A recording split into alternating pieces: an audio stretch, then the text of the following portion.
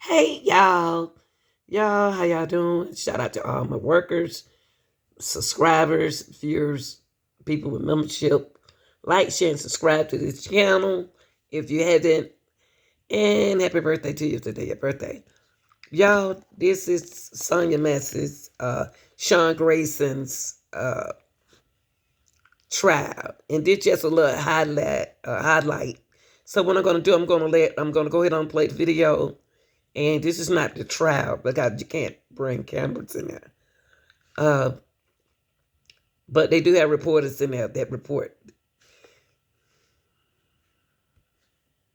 For jurors and family members inside the courtroom, 6 witnesses took the stand. Dr. Nathaniel Patterson performed the autopsy on Massey.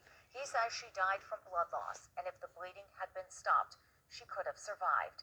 The body camera footage shows Grayson telling his former partner not to bother rendering aid because it was a headshot. Now, 2 of the 6 witnesses today were from the Illinois State Police.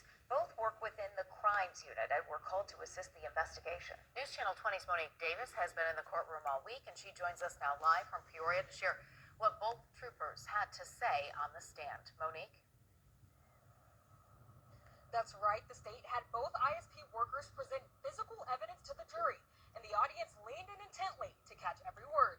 ISP Trooper Emily Maulding testified she was sent to collect evidence, including the robe Sonya Massey wore when she was shot. The state showed a photo of the bloodied robe to the jury, and Sonya Massey's mom, Donna, buried her face in her hands while the jury took notes. Trooper Maulding showed the physical plot Grayson ordered Massey to put down in the body camera footage. Both Sean Grayson and James Wilburn, Sonya's dad, sat straight-faced as they listened to Trooper Maulding. The third witness was Hallie Miller. She works in the ISP crime lab and testified for the state as a firearm expert. She showed the jury the gun Grayson shot Massey with. As the state questioned Carls Miller, members of the jury leaned forward to hear her testimony. Grayson would glance at the jury as Carls Miller broke down the evidence. Now supporters of Sean Grayson were smirking and nodding while the defense conducted their cross-examination. Reporting live in Peoria, I'm Monique Davis. Back to you. Thanks, Monique. Other witnesses today included a retired police sergeant, Anthony Regano. He has been a crisis intervention instructor since 2006.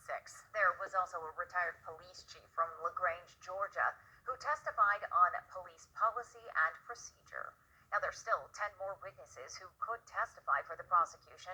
The state will continue to call more witnesses tomorrow at 9 a.m.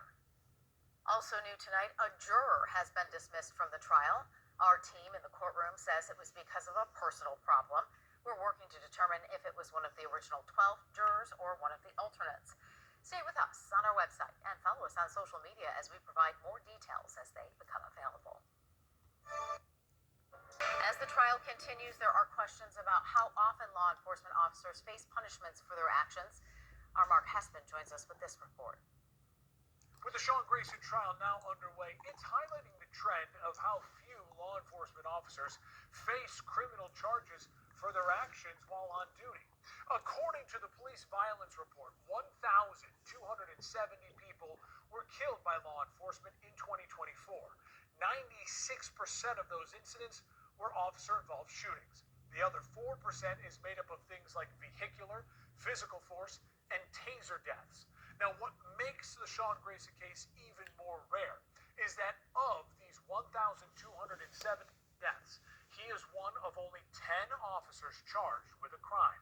That comes out to less than 1% of officers involved in an office. In rare company as an officer that was actually charged in a death case. But while these numbers show few police officers are charged in officer-involved shootings, even fewer are convicted.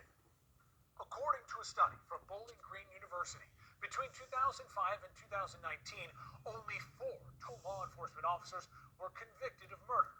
4 total in 14 years. Now, as the state brings their murder case against Sean Grayson, legal experts we've spoken to say his case could set a precedent for how police interact with the public and how these cases are handled.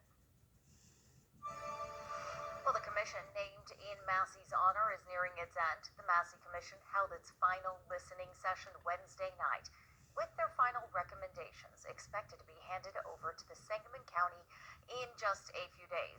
News Channel 20's Emily Jordan's breaking down the call to action it's leading members are urging. I spoke to Dr. Kelly Hurst, the managing director of the Massey Commission, who says the biggest challenge is what comes next. The Massey Commission is set to vote on its recommendations for Sangamon County come Monday. During the meeting, officials were able to hear from community members about their concerns that the Massey Commission's work isn't enough yet. But Hurst is urging the community to step up to the challenge. It's just the will of the people. What is the will of the people? What is the will of this community? What is the will of the school district, the county, the city, the nonprofits, the organizations, the businesses? What is that will? And it's getting louder and louder in this room for sure. Hurst says the biggest question is who is coming in next to further the Massey Commission's work. In response to frustration voiced by the community about who has been present at the Commission's meetings, Hurst says leadership doesn't have to come with a title. She says it's who is willing to get their hands dirty. I'm Emily Jordan. Back to you. Thanks, Emily. Now, the last Massey Commission meeting will be October 27th, starting at 6 p.m. at the Memorial Health Learning Center. And make sure you don't miss any of our trial coverage throughout the week by heading over to our website, newschannel20.com. You can also get live updates on... Now, y'all, in this situation right here, Sonya could have been saved if they could have stopped the bleeding. But at that time, Sean didn't want his partner to aid in helping her. So he got a dish towel and he put it up on her. So I think he's gonna get his punishment. Massey's autopsy. He testified Massey could have survived the shooting if medical... She could have survived the shooting if medical treatment had been provided sooner. Treatment could have been provided sooner. So what they're doing right here is standing there looking at her. These are the medical people, so they're helping her. But right here, hold on. Performed Massey's autopsy. He testified Massey could have survived the shooting if medical treatment... Now, they just standing there. They just standing there. They're not aiding in her help. When the guy asked her to help, Sean said no. So she just bled to death. But if they could have helped her right away, she would have been alive. So I don't know what Sean was going through mentally, but I think this is it for him. What y'all think? Like, share, and subscribe. I'm out.